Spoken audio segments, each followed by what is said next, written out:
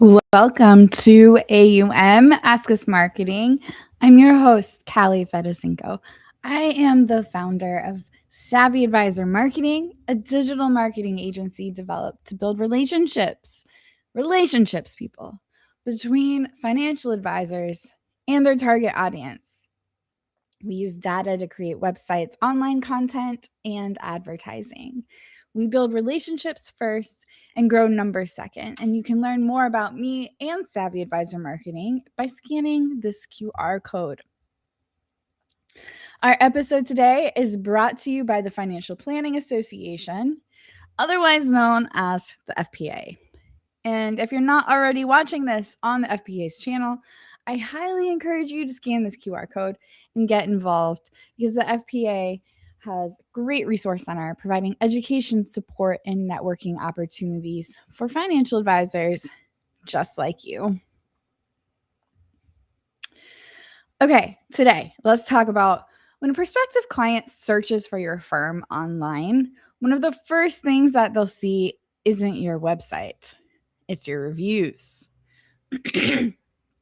Client feedback has become one of the most powerful trust signals in modern marketing, but many advisors either overlook reviews completely or don't know how to ask for them in a way that feels natural and authentic, or maybe they're not allowed to use them.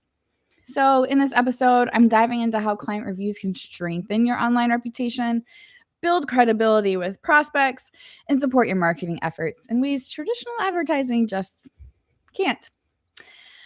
And as always, we will be live. And I encourage you to ask questions and leave comments. I will see them and respond to them in real time. Okay, so let's talk about why reviews matter. It's pretty obvious, straightforward.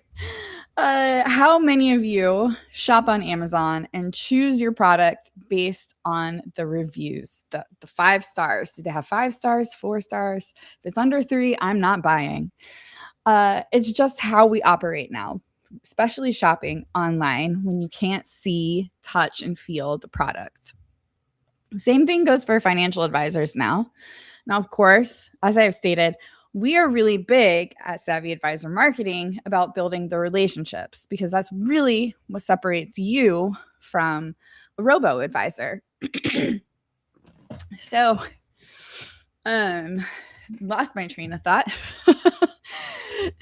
So you want to get people watching or looking at reviews prior to coming in because yes, you're building relationships, but before you can build that relationship, someone has to reach out to you.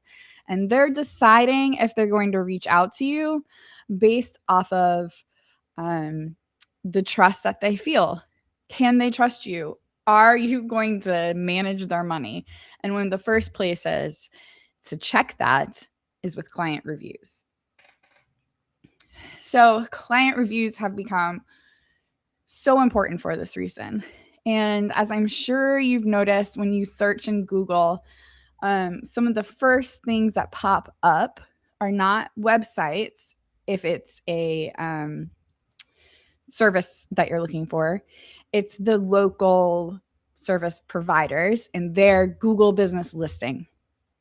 This used to be one of the most overlooked things I would see when I started working with advisors. Very, very few had even claimed their business on Google, which, like I said, is the first thing that pops up when somebody is searching for an advisor in their area.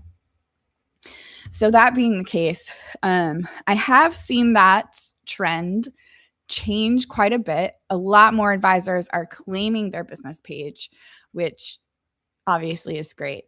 Now you have the opportunity to have reviews on your Google business page. Now, a lot of you might not have that opportunity because of your compliance department or your state's laws. Sorry. So obviously check before you even get started with testimonials. What are you actually allowed to have and show based off of where you live and who you are operating under. But let's assume you're an RIA or with an RIA that allows client reviews. I suggest Google as one of the places because it's what pops up in search results.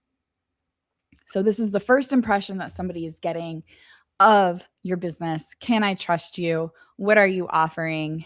How many stars do you have? There are several software programs out now, like Amplify Reviews, and I'm blanking on the others. So Amplify Reviews is the one we're going with, that will gather and collect your reviews from all the different platforms and put them in one place. So let's say somebody gave you a review on LinkedIn and you have a review on Google. This is going to capture it from all of those places. So let's assume you can have reviews. You also want to make sure that you're following the regulations that, I guess it's FINRA who put it out, that FINRA has put in place. The biggest one that I've taken away after talking with numerous professionals who do reviews, who work for those software companies, and even lawyers is you can't cherry pick, meaning you can't pick, I'm going to ask client A and not client B. You have to ask clients A, B, and C. So it's really important that you are creating a process. So if you ever get audited or somebody claims something against you, you have proof to say, no, look, I've asked all of my clients, here's my process. Every time I have a meeting with them, I follow it up and ask for a review. So I am not cherry picking. That's the biggest takeaway that I've had as to how you could get in trouble if you are posting reviews on your profiles or your website. So making sure you follow those rules. And then the next roadblock that many advisors run into is asking. Just having, hey, I have this, you can enter a review. That's step one. Step two is you have to let people know about it and you have to ask them. Again, I highly encourage making it part of your process. If you don't already have a process for how you work with your clients, then it's really vital that you create that. Create a process so you know when they're coming in for reviews every quarter or every year, and make asking for a review part of that process. And it doesn't have to, it'll probably feel awkward. Let's be real. It'll feel awkward the first few times you ask, just like anything new. It takes practice, and then you can get into the rhythm and find the way that you want to ask. It's very, very rare that a client is sticking with you as a client and not happy with your service. So the fear is you're going to get bad reviews. More than likely, asking for them is going to get you good reviews. Not asking for them is when you get only bad reviews, because that's the only time people really take the initiative to leave a review, is when they are not happy with you. All right. So we've tackled, if you can have it, have it. Make sure you follow the protocols and ask. The next thing that we want to talk about is, what do you do after you have these reviews? How can you show them off? Especially those good ones. Again, you have to be careful of the cherry picking. But I would put reviews on your website. Maybe even, and this one, actually, I would have to check if this would fall into regulations. But if you're allowed, taking a review picture, putting that on social media as a post. Now, I know there are some regulations on if it's like a living thing, like if it can be changed, if people can comment. And so that might affect if you can post it on social media. And then adding in your marketing materials. So let's say you just met with a client or a prospect, you're handing them your brochure, and on there, you have something that says, hey, read about my reviews here. You prospect signs on as a new client. Hey, I would love for a review after you feel that we've provided value for you. If you'd like to read some of the other reviews that we've received, here's a link. You can also have it on your homepage. You can have a few of the reviews called out and then a link that takes them to all of the reviews. The big thing, again, with the regulations is you don't want to appear to be saying, hey, I have 5 stars. Look at these 5-star reviews when you have 4 stars if I go and look at all of the reviews.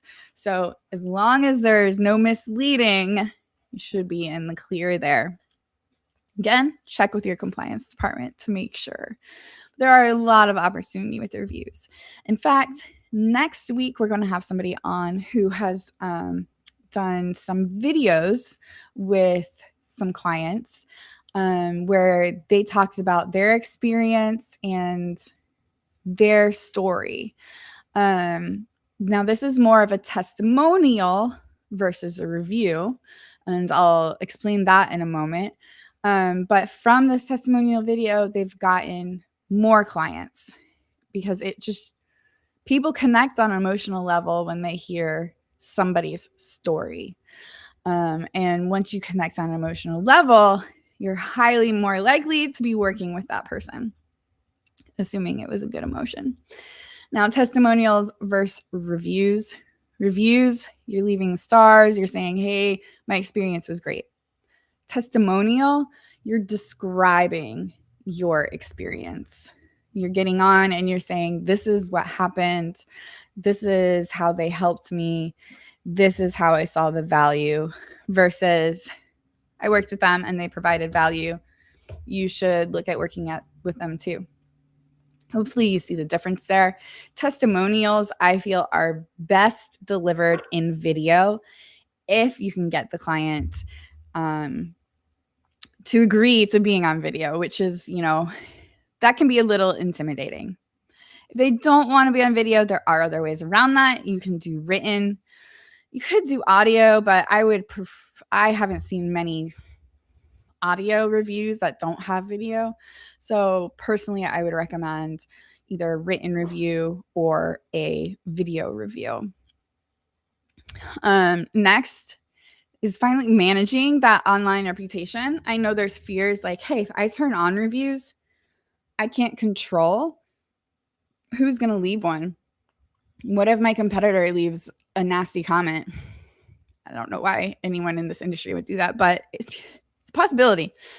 Thing is, if you respond to a positive review, you also have to respond to the negative reviews. So you either choose that you are going to respond or you are not going to respond. It's one or the other. I do recommend, if your compliance allows you, that you respond to the reviews. It just it will keep them, as far as like Google, it will show that you're active and push it up higher. But it also shows that you care about the client experience. You care about how they feel about you, and you want to make sure you're delivering a positive experience to your clients, and prospects are going to see that as well. It strengthens the credibility, and as we all know, people work with people that they know, like, and trust. Okay, I'm not seeing any comments or questions in here.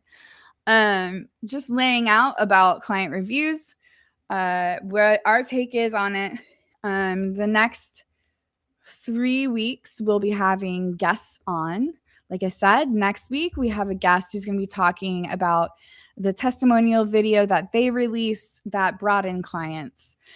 If you know somebody who has been killing it with reviews, then please send them my way. I'd love to get them scheduled for one of the 2 remaining Mondays. If not, we will probably have some replays because we have some really great interviews from previous seasons about client reviews, what people have seen, and how they manage them.